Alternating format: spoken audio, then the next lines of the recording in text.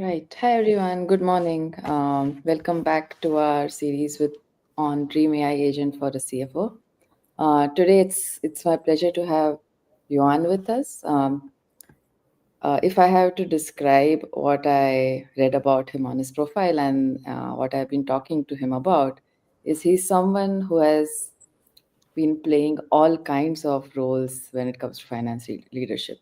So, some time at Intel, followed by time at Microsoft, followed by time at Google, followed by time at PagerDuty, all across different finance leadership roles. And currently, he is with Viewpoint AI, acting both as the COO and managing finance as well. And before all of this, I believe he comes from a technology background. So, welcome, Johan, and uh, what are you looking forward to today? Yeah, no, I'm happy to be here, and it's Juan, but it's okay. But no, I'm happy to be here because I'm a big proponent of. I think technology is going to change the way that we operate in general, in a very positive way. You got to know how to implement it and know what's available, and that's what I'm excited about. Is I've grown through 20 some plus years in finance. And the most mundane tasks are actually the most required of finance. Got it. And frankly, that is the most automable, especially with the advances in AI. So it's like, okay, how do you get that moment where you can get your close package done quicker with confidence, and then you focus on the business? So I love what you're up to, and that's the company that I'm leading right now. I mean, that's what they do. It's decision making. It's not necessarily just finance decision making, but it's like, how does AI help? And it's human complement. It's not like it's AI complement, human complement. You decide who's leading, but at the end of the day, it's working together. So very happy to be here because I kind of love what you're up to, and frankly, I wish I had it. So 10 years ago, because life would have been far less painful, going through cycles. Yeah, absolutely makes sense. So maybe let's just quickly dive into. So one thing that I and we want to figure out is what do finance leaders do every day, and so based on your experience from over the last 2 decades, what are your daily tasks? So what are your daily tasks as a CFO or a finance director or a COO and a finance director? And um, I would love it if you can contrast and complement as to how they differ between bigger companies as well as, say, smaller Sure, startups. sure. Yeah. So what I've learned is big companies are very functional oriented, right? Mm-hmm. So you can have a VP of accounting, chief accounting officer, and they have their Mm-hmm. certain responsibilities. They have your FP&A team, and then you have your operational BU CFOs.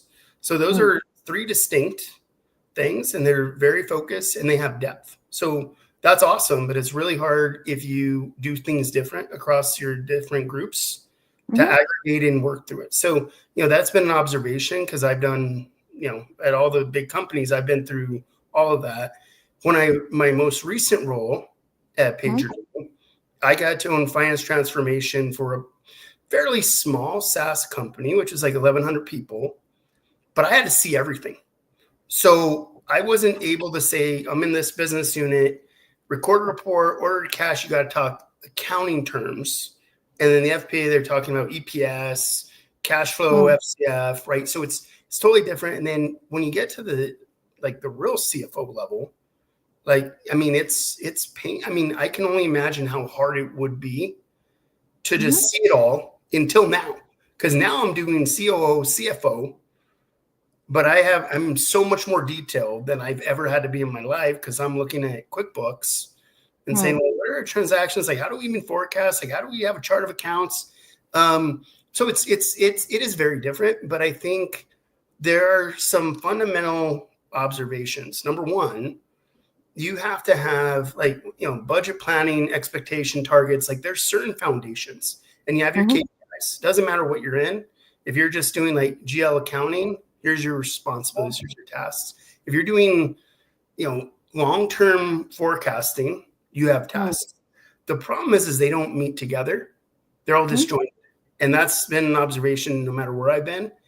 it's just really hard to bridge the gap. And unfortunately for the CFO and your leadership team, they get confused. Like, well, why am I looking at this forecast and I'm looking at this actuals?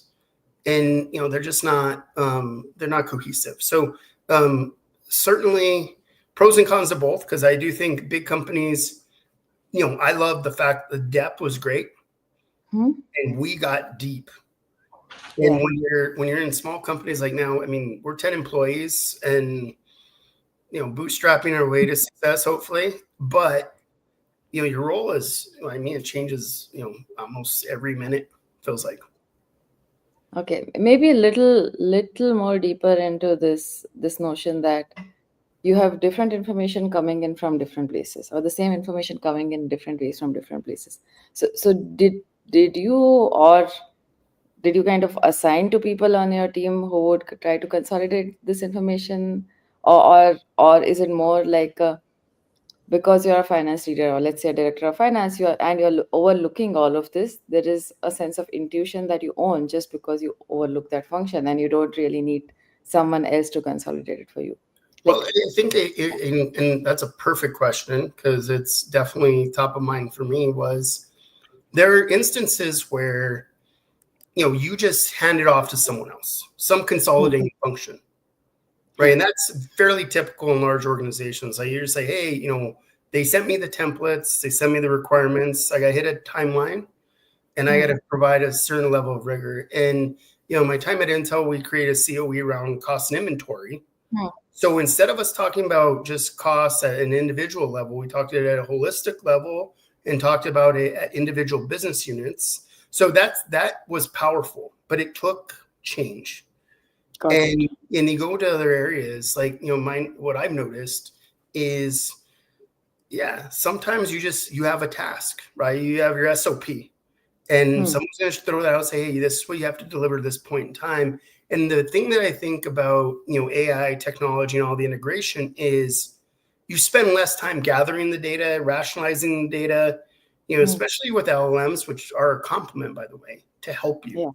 Because I've spent so much time formatting stuff myself with pivots and whatnot to make it make sense to my stakeholders. But that's going to help you. And the aggregation is something that, it depends on the persona. And that's one thing I've learned. It's like, well, who's the persona? What do they know?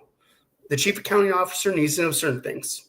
The FP&A, VP needs to know, and the strategy person, the investor relation, everyone has a different need, but it's all built on the same foundational data.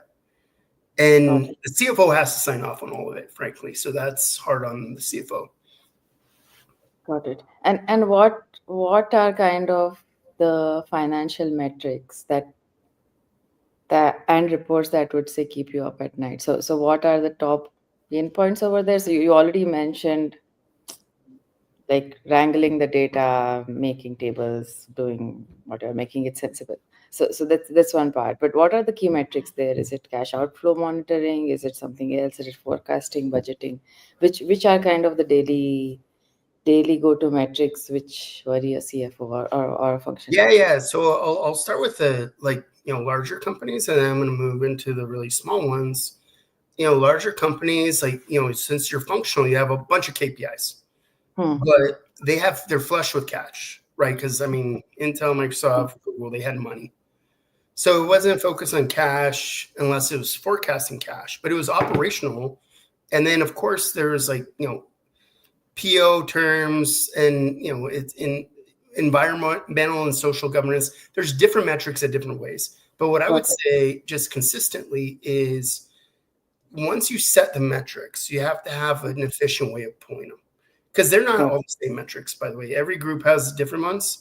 And if you're doing sales, it's going to be how fast are you converting? What's your CAC and all that stuff. But the goal should be to have a unified view of a metric that you have, and a very efficient way of measuring it, not just a monthly close.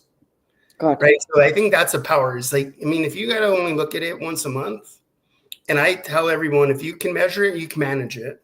And I don't look at my bank account monthly. I'm always aware, right? So, that's something that I believe exists, but it depends on the company. And I'll tell you in small spaces, like, sub 1,000 companies, it's all about cash flow. It's all Yeah, about got cash flow, like burn rate, run rate, like, investors. So it's a little bit different. And then you have, a lot of content. I mean, it's a totally different world because it's not a systematic process initially, but it could be. I mean, it's a plug and play reality. I think when you're, smaller stage, I mean, you're just living out of sheets and, that's what you do. But it's not different from the fundamentals. You Okay, just haven't figured it out yet. got it. So there are actually two things that you talked about when you were responding to the last one. The first one is transactions, right? So in terms of uh, beyond a point, you may not be looking at cash every day. Yeah. But let me ask you a counter question. Let's say you are a leader in one of, let's say, PagerDuty or PagerDuty plus plus or reasonable, not too small, not too big, and then maybe going big kind of companies. Does a CFO ever verify large bank transactions, or it never goes all the way to the CFO? I think it's rare when that Okay. happens. And Okay. frankly, one of the things I love about what you guys are up to is they don't know the questions to ask and they don't want to think about it. So if you think about like terms of a contract or a PO, like, Hmm. hey, am I hitting the payment terms? I mean, that to me is like wasted money. Hmm. And I learned that, probably when I was at Microsoft, because we had ocular scanning and like, oh, we can read contracts, we can understand the terms, we can compare the terms. And that was like early stage of LLM. And I think that to me is like, if I don't know, my personal finances, I use Rocket Money Hmm. to tell me where I'm wasting money. And that's good. And that's what I want. So I think that there's different levels. I think number one is people don't know how to leverage technology. Well, not enough. It's not pervasive.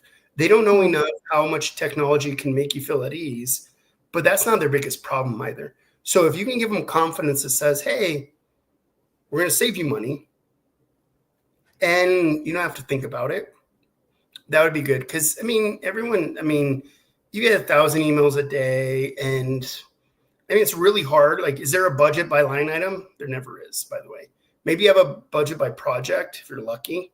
So is it in budget and then it's a delay of time? So there's a lot of nuances I think, the technology helps with where it's like, okay, I believe the person who owns the budget is within budget based on all these, terms. And then the Hmm. terms are very competitive. And then you execute the best way that makes sense financially. Sometimes you want to delay if they let you delay payment. I mean, depends on your cash strategy, but yeah, Yeah, but so is all this decisioning typically done by tools, or is it done by just staring at the data? it's Like, half the time it's an email, okay. especially Oh, when it's a wow. real decision. If you think about it, like the data comes from tools typically, right? So I mean, all the ERP tools we're all familiar with, but Mhm. once it gets down to decisioning, Hmm. it's comes up to an email. Hey, you got a PO open. So and Yeah. so thinks it's worthwhile. We got to approve it. And can you clarify it's in budget? Maybe. And I'll say, of all the companies, it's hard to clarify it's in budget if you don't even do project codes. Hmm. And then do you know the right people that are supposed to approve? And that's a control that you want to make sure you have it. I can't say it's consistent. Hmm. And frankly, that's one of the things that, I mean, that's where AI is powerful because it can align on who are the decision makers at what level. How do you adjust like budget and aggregation of Hmm. multiple transactions against a project? Hmm. So yeah, no, but it's definitely, I mean, my experience has been, I've spent more time on instant message and that's not the way that it should be done. Right. It's like, oh, can we approve this? I'm like, just ask me. I'm like, is there a formal process?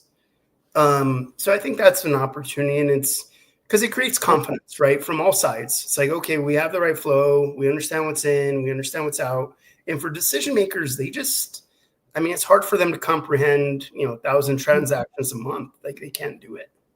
Well, I couldn't do it. Yeah. So essentially, what you're saying is lot of communication and collaboration tools kind of are is where most time goes, right? So that kind of leads to my question, next question, saying what are the go-to tools for a CFO today? Excel sheets, yes. I'll give you one But in Gary, and then I'm going to move in that yeah. way. Is I can guarantee you, if the spending threshold is Hmm. VP level or above, it is the hardest thing to ever do Okay. because you got to reach out, and I have to send pings, to the VP saying, "Hey, this we got. Is it in budget? Let's set up a meeting." I'm like, "Do you not trust your directors?" And frankly, I was like, "Do we not have a plan?" Hmm. So there's all this. So if they're small transactions with lower level authority, they tend to know. But larger transactions, which depends on the company Hmm. size, but larger transactions, it turns into probably the worst experience I've ever had as a finance professional. Is I have to sit down and it's like, you want me to justify this project, which we had in budget, which I, by the way, I have a list, and your director approved it, and then we still have to reapprove it. And that to me is dramatic inefficiency, which is let's avoid the confusion. Let's just get it out there and Got make it. it super efficient, not like 3 weeks later. But yeah, so I think if I think about CFO from different sides of the world, Hmm. there's planning is one period. And Got frankly, a lot of organizations do planning on an annual basis, which, unfortunately, like calendar year means nothing in business. Yeah. Um, you got to move on. So I think if I was thinking about from an FP&A perspective, I think the challenge is to have continuous agile plan where you're constantly thinking about the metrics and drivers. You're bringing in outside perspectives. You're understanding your market and you're connected to your CRMs. Like, what your product is doing. And Hmm. there's signals. They're not like, you don't have to buy a survey, right, from another firm that says, oh, well, we think that TAM is this and GDP is this. It's like, that doesn't mean much. I want Hmm. the customer's view. I want a perspective. So that's planning. I think Hmm. operationally, it's like how fast you can close the books with confidence that could be Hmm. auditable, from every level of standard, and standards change, right? So as things move on, like, in the States where you got to deal with, we got SOX. I Hmm. mean, it's like, how do you prepare it? And then you have a specific format that's required. And the same Yeah. for 10K, 10Q. It's like, okay, well, how do I prepare it? How do I reconcile it? So I think if I shift from the FP&A side to, I'll call it more operational, and I don't want to say it's accounting and Hmm. finance, there's an operational side, which is a ton of execution, a ton of data, and happens to be a ton of risk if you're wrong. Hmm. Hmm. Whether it's, standards, but reputational risk if you don't feel confident in what you've done. Hmm. And it's just, typically a big company comes from a lot of different groups and Hmm. compiled very, very quickly by consolidators, right? So, I won't badmouth consolidators. They have the worst job. And I've been a consolidator. But you got to pull down the data in like 3 days, explain it all, even Yeah. though you're not there daily. So, yeah. Got it. So okay. In terms of compliance, because you touched about compliance a little bit, Mhm. is it typically always outsourced to someone to do it for you, or is it that the controls are more managed internally and then submitted for an audit? Well, What? I mean, all my experiences from all companies is we've always had internal controls and audits, but you Okay. always have an external auditor, right? So the big four, typically, whatever, but they work hand in hand, but it's not truly connected necessarily. Like, the internal people do their stuff. Like, I mean, I did it. We do our stuff and then we share it, throw it over the wall to the auditors, and then they ask us questions. So it's not as integrated, but I mean, it's always been two. And I think it's good. I think it could be more efficient, especially with the capabilities that we see in technology today. It's like, how do we do testing without question? Where it's like, okay, we tested this, and people aren't like, wow, it's using technology as well. It's probably better than three different people looking at it, subjectively. Yeah. And when it comes to, so one is interactions within their team, right? So operations interactions. which roll up into the finance office. What about involvement across in terms of involvement in business model decisions, especially as companies become smaller? Um, how often would you say interact with the CEO, help define the pricing, help define target market, all of that, and obviously driven by the financial health of the company. So how involved does the CFO get uh, I in think those aspects? I've seen different CFOs in my tenure. I think some are more pure finance people, and some are very operational CFOs. Like Okay. they're engaged, and frankly, I mean, I love the fact, I was able to see people that were fully engaged, like they're business partners. They're in the decision. I mean, they're not a decision maker, but they're an influencer, and maybe there's moments where they can say, "Yeah, we don't. This is not right," and they can, reach up right to different levels. But that's the type of CFO I've been around. That's the kind of person I am. It's like I'm involved in the day-to-day operations, and Mhm. it's our responsibility as a good business partner to give the ops team and the leadership team the right information they need to have a Hmm. pulse. But at the end of the day, I think, my goal is, or at least my statement Hmm. is, I've always worked for the shareholder, not an organization. So, do you work for finance? It's like, no, I work for the shareholder. At the end of the day, and that's, something that I'm very prideful of, is I think, Yeah. I was lucky to have leaders that feel that way, because they feel accountable to the decision, but they also, they're great partners to operations. And that's, frankly, they look for us for strategy, but they want data. Hmm. And more than anything, like, tell me the data, tell me the data. And I'm like, well, I can add more than data, but they love the data, and I get it. Data wins the day. If you have good, high quality data and you're reputable, then they'll Hmm. start listening to you on strategy. Yeah. And how much of that data has to be packaged into good stories? So like how much time would you spend in making slides? Let's say. Oh my God. Whew. I think it depends on the company. Some like, just documents, and some like slides, and some on just ongoing dashboards. It depends on the situation. I think if you want just like ongoing KPIs, you want a dashboard, like Hmm. a standardized dashboard where it's not, you don't want to change it, because then you have to explain why you changed it. Hmm. So in that case, it's not that much, as long as you can connect the data, which is where Got it. technology comes in a very good way now. Because before, you can connect the data, but you couldn't explain it. So Okay. you spent more of your time searching for the explanation, like, hey, why did I miss the budget by X million?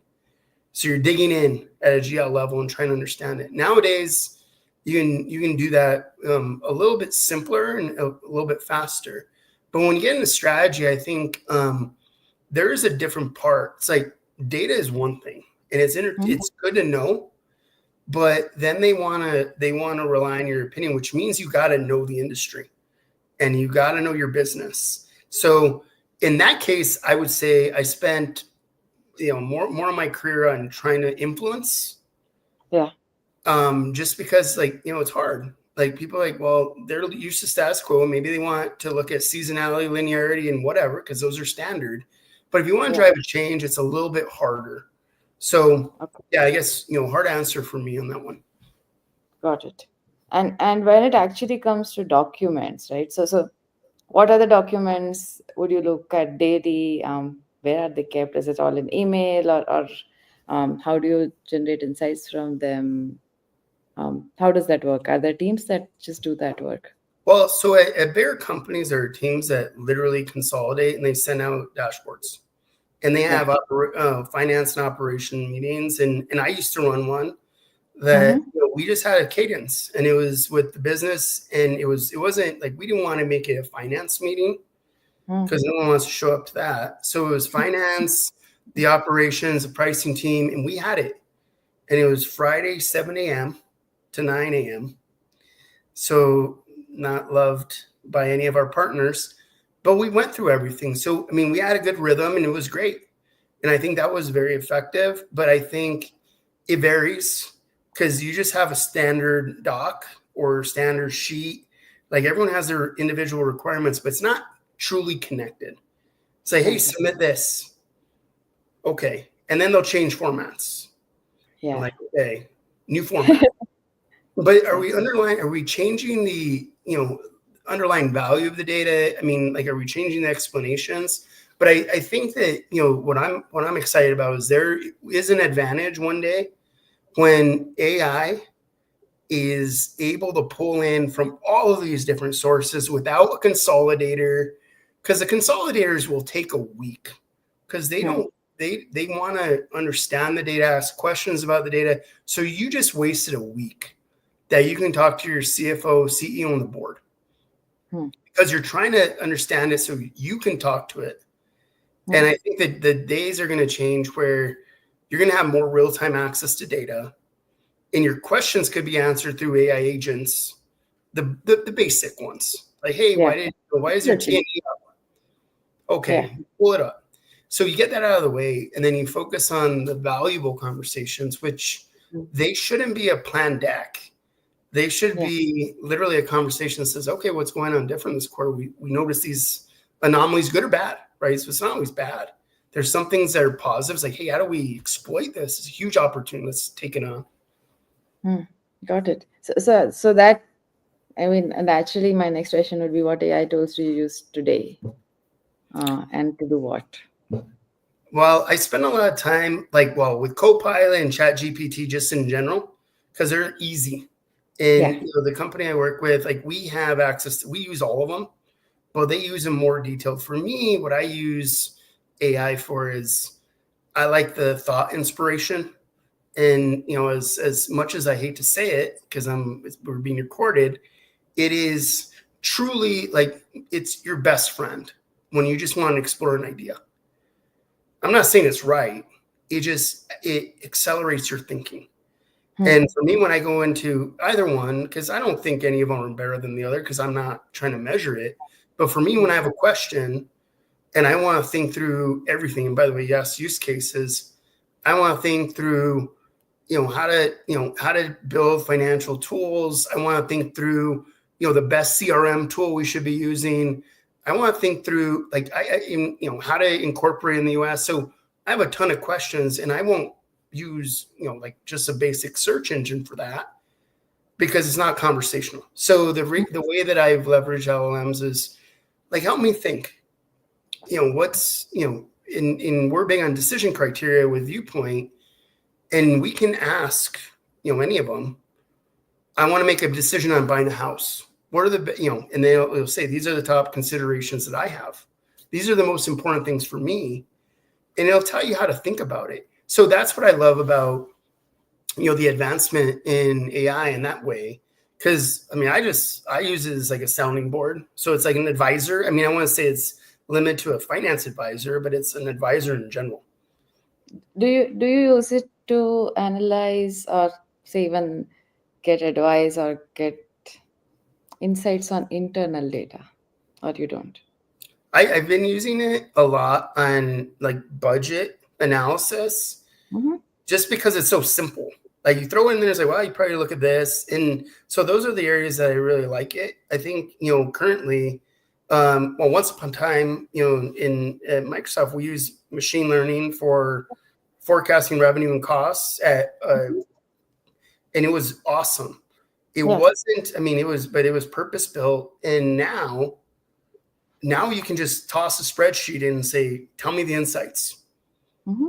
So that's, to me, like, like I said, like, I love this notion of finance digital assistant where I could say, I don't have to reach out to somebody if they're in a different time zone. I don't want to annoy them with something that's just a retrieval. Like, I'm not looking for you to fetch a rock. But if I got it, I'm going to toss it and say, well, what do you think? And then, of course, I'm going to confirm it with the owner, but it does help me think through it. Basically, you are unblocked in terms of immediate responses, even if you don't have a SME. That's what I love about it. 24/7. Because, like I told you, I wake up very early. And my most productive time is 4 a.m.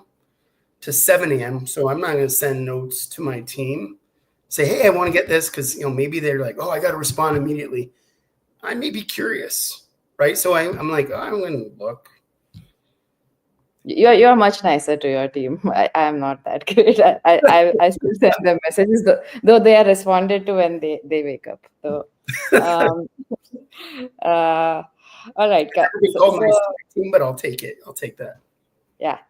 External trends. So what is your go-to for external financial trends, news, um, gauging the impact of, let's say, a new policy coming or a new president coming on your business or your finance?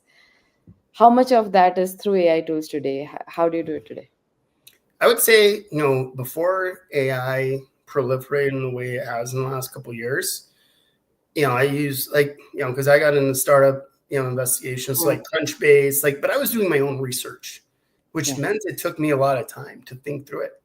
And now it's my go-to for everything. We're looking for, certain loans, certain structures, and you just plug it into AI, and I'm like, but I always ask it, I'm like, hey, give me the link so I can read it. But yeah, I use it pretty much every part of my life at this point. And for my family and friends, they're actually tired of hearing about it because it's not the end all, but it Yeah. gets you going, and that's what you need, because some people just stew on it, like, hey, how hard is this? And I was like, well, you can just go to ChatGPT, go to Copilot, and ask a few questions. You got to prompt right, and that's important. Like, know how to ask the right question. But yeah, I use it everywhere. And where would you not use it, and what, especially from a finance perspective? I think at the end of the day, we're accountable to the financial state of the company and the financial plan. So, so if you think about AI is an accelerant, and frankly, it's an empowering tool because it's going to give you more information than any human can do, and quickly. So it gives you so much time to think more about, well, can you certify your financials? Yeah. And you may have questions like, okay, let's look at, ASCII, pick any of this stuff, which, some CFOs are different. I'm not accounting based CFO. I would never be that. But I'd have chief people like, hey, you guys know this. And that's what you look for, is like, hey, I just want a little bit of support, a little bit of that confidence. Because at the end of the day, finance's role is, well, let's keep us legal, and let's deliver to our shareholders. And that's part of legal, but shareholder is like, whether it's EPS, cash flow, whatever we've committed, that's what you want to hit. And I think what AI has done is given more time to everybody. So not just CFO probably gets an extra week to review stuff, which is awesome, but it gives people a whole lot more time to provide real good input. And that's what I think is beautiful about AI is human in the loop, it's a catchy phrase these days. That is the power, is now you've enabled the human to be more valuable because the data was there sooner. You got a more holistic way of approaching anything because it helped you versus you searching. Got it. And I lost my thought, but let's say I told you that you had an AI powered workspace that you could look at first thing in the morning. What features and functionalities would you like to have in there? Well, it depends on the role, but in general, if I just pick on the CFO side, like I want to see like cash balances, top customers, top deal losses, right? It is very tactical if it's a daily thing. Like I don't need to know a budget variance per week, like ever. But I want to know, like, hey, here's what's different. Like it's the anomalies, right? And it could be good or bad. But if it's like, oh, we lost this deal, reach out to this company. So those are the kinds of things, or you're delinquent on these payments, or you're gonna overpay on this PO. I mean, those are the things you want. Like for me, a daily thing, it's like, what do I have to act on today? And then maybe a weekly thing becomes a little bit more high level, but daily, tell me what I care about today. So would you be okay with this agent going into your email and telling you this needs to be acted upon today, or I would here is love, the answer for you to just? I would I love it. already crafted the answer and I want to send it out. I would love it. I think that that's probably an advancement that needs to exist, because there's been all these tools that say it's, I don't consider it an administrative job, like the way people want to just say, oh, it's someone like managing your calendar. That's not what it is. It's managing your priorities. Take a look at, your financials, look at your email, doesn't matter, right? As long as it's secure, that's good. And then it just tells you, hey, here's your hit list. Is a, hey, this popped up. Because then I don't have to think about it. And frankly, I'm much better at like just clicking stuff off. Like, give me the order. What do you want? Boom, let's go. So if someone gave you a daily task list, you would be like really happy. That would be the joy. Because otherwise they're confused. If we don't understand, because people want you to do stuff and you want to do stuff, if you're not, that alignment is so crucial. Because they may be like, hey, I asked you to do this. And like, I never even read the email. Got it. And then I blame them. It's not a blame on them because they sent me the email. It's for me because I didn't read it. So if I can get a prioritization, they can do a send to them saying, hey, this is what I'm going to act on. So it's like, it goes back to my advisor, co-pilot. I mean, there's so many terms. For me, I just want someone to sit there and say, hey, you should probably care about these things today. And that's tactical stuff. There's long-term stuff, which is totally different. But on a daily dashboard, I don't want to confuse people with daily meaning anything. I think there's only certain things that matter in the day in business. Like, it's like, okay, well, they're paying you tomorrow. Cool. So there's only things I got to act on. Yeah. And what about, let's say this agent had access to all your documents. What kind of reviews, what kind of summaries, what would you like to see? Like, obviously, I want that agent to be able to answer any question on a document. But in addition to that, I think, it depends on the purpose. And, I go back to like, I want to distinguish between personas and then situational, because for me, if someone sends me a document but that's because they want depth, I'm glad to read a document versus a presentation. Like, I love presenting charts. Everyone loves charts. Like, the prettiest chart you can make, great. But that's more of an executive high level. It's not like, for me, if I have to understand it, a good document and that I can feel confident is actually a preferred route for me. And then I would like to be able to, like, ask or have comments, and ask people on the team, and then have, Chat GPT or whatever, any AI agent that you can create that can say, hey, you asked so-and-so, Chief Accounting Officer X, you asked someone, your procurement person, and then they summarize and say, this is what you should think about or care about. And that would be fantastic. Got it. Yeah. I think that makes sense. I was just trying to understand, like, so one definitely is, tell me what I need to do today. Tell me all the important metrics that are there today, every day. Second is, if there are documents, both, especially if they need to be reviewed, they need to be approved, all of that, how can this thing be more assistive? And then third is, would you see something like this help you create your documents, do like draft?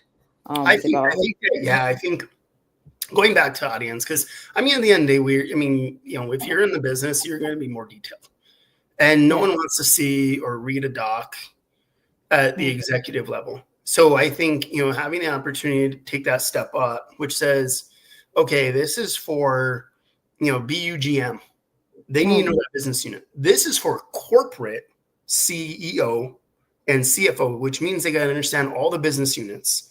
This is for the board, which means they only need to know certain things against what you told them at last investor day, right? So I think being able to do that, which is, audience tailored, but that would be amazing if it was possible. And then the collaboration is huge, because I think the advancement in technology is much that, you can enter a comment and no one will ever read it.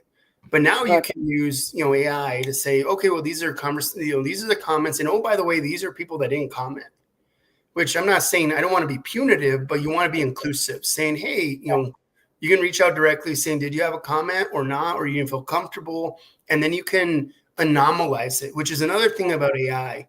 As much as people want to think it's like infringing on personal privacy, it's actually really helpful in limiting bias. Yeah. Basically de-identification, because AI does an amazing job at trying to kind of find what is the meaning of something, paraphrasing it, and without really leaking out maybe an individual or a Yeah, group or whatever. that's what I mean. That's one thing I love about AI is like, I mean, it was called once upon a time responsible AI. And that's Yeah, what I like about it. I was like, wow, this is awesome. It's like, if anyone, we've all hired people and, we're looking at diversity. I was like, well, I mean, I can't judge diversity based on someone's name. yeah, And I don't want to do it, based on their LinkedIn photo, but AI can anomalize it and just say, hey, well, here's, so-and-so, right? yeah. So in the last few weeks, has there been a task that you did which you felt could be done much better with some AI based assistant? Well, I'll tell you, What? I'm actually currently fighting with it right now is I want to do a really good competitive assessment. Hmm. And, you can get, I mean, Yeah, depending on what you use, they'll give you a list, but it's never comprehensive. yeah. And the facts are very limited. So that's one top of mind that I'm annoyed Hmm. with. And then the other one I'm going through right now is I'm doing an analysis of like our budget. Hmm. And I want to know, like, we all have different things that we pay for, right? Program management tools, ERPs, whatever, we pay for a ton of things. What I Hmm. would love to be able to do is say, give me a better recommendation of what we currently have. Hmm. And, I just think it's capable of it. But those are more on the planning side. I think operationally, I want, and we use QuickBooks now. Hmm. Uh, I want a burn rate analysis that I can literally just pop it in Yeah. and it tells me, it says, hey, and then you can, and honestly, to your point about reading my emails, it can read agreements that I'm entering into and Yeah. tell me, say, hey, have you thought about this? Because this, I'm not saying it has to have the dollars, but it can flag and say, hey, you made, these Hmm. types of, or you have this type of direction Hmm. that will, you'll incur more costs, or maybe I'll save money. I don't know. That's what I would like is that, and I go back to this dream of the finance assistant where they do what I can do. My only Hmm. job is to be strategic and their job is transactional, but I don't want to demean it because I think that their ability to help me think strategically and Hmm. give me the time to do it makes me stronger by, at least tenfold. Got it. Hmm. Got it. So maybe one last question before we close. What Sure. does your dream AI assistant look like? Dream AI agent look like? I mean, I don't mind voice. So I don't use Siri and I don't like Alexa. In fact, I just had to unplug it because my daughter plugged it in and I don't like voice, but I want to text a question and have them come to me with questions and responses that are ahead of mine, which I feel confident in the quality of the data and I can ask questions, but it also pulls in other people on the team. So it's not just the AI agent with me, it's the AI agent with the team. So it's like they're part of the team. So that's my dream. So the interface depends. If you were asking me, obviously I want the reports, I want the analytics. I mean that's Hmm. all the stuff that I want. But if I ask a question and I want to talk about inventory terms, Hmm. and I actually that's my goal is I don't want to script it. I want to be Yeah. able to say I want to look across any statement of our financials, right? Balance sheet, cash flow doesn't matter. And I want to say, hey, tell me about inventory turns, or tell me about average ASP in this area. Tell me about it in this geo. Produce a report. So I do want everything. So I want all the team, but I want the team to weigh in and validate, but I want the team to play a bigger part in the strategy and the planning and Hmm. less in the gathering of the data and validation of the data, frankly, is the biggest challenge I face or I've always faced. Got it. All right. Thanks for that. On that note, I think we can close. Anything that you would like me to respond to? No, I mean, I'll tell you, I love what you're up to. And, I've been in cost and inventory for a really long time. And I just like, I've always dreamt of this. And, the only question I have for you is, it's really hard for companies to switch, right? Like they're like, well, we do it this way. We've always done it this way. And I think that there's two different sides. And like we talked about the other day is some people love AI, some people hate it. Yeah. And, for finance, we're always supposed to be prudent and controlled. So if you have this polarized world, it's going to be hard. So, as you think about, adoption from, use cases, because that's what we're talking about, is like, hey, how can you use it? Onboarding, hard, but the sell, like you can give someone a 10x ROI and like, well, I don't know, it seems hard. Yeah. And so, just any perspective as you think through those challenges and opportunities, because I actually think there's more opportunity because there's not as many big companies anymore. There's a bunch of these companies that they were raised in the SaaS boom from the cloud enablement, right? So that's a great thing. Yeah, I agree. I think so. The way I think about it is that there is an ecosystem that exists within any organization that I go to. That ecosystem may come with people, with data, with tools, whatever it is. Mm-hmm. The first goal of this assistant or companion is to thrive within that ecosystem. If we can prove that adoption, so let's say the way you're talking about Copilot or ChatGPT, which did not exist, say 2 years ago, it's not that it has replaced everything else that you did earlier. Yes, it has replaced, let's say, search, but it happened inorganically. It wasn't that you had to disable the search button in order to enable a chat GPT, right? Yeah. So the more I think about it, it's more like if uh, we will get it right when we position this as a companion. And for that, we will definitely need to work significantly on understanding what these teams and what individuals like you do every day, right? So it has to sit within the ecosystem. The goal is not to like disrupt the world immediately upfront in terms of the way you work every day. Definitely, the disruption will come in terms of ROI, right? Your 10x or 100x or productivity or all of that, but it's not going to come kind of, we are not going to wake up in Mars tomorrow. So yeah.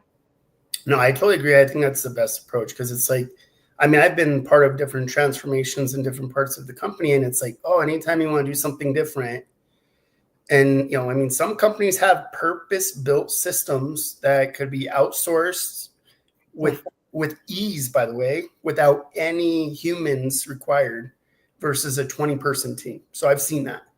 So no, I totally understand it because I'm with you. That's where I'm at. I was like, I embrace technologies because I love it. I think it's awesome.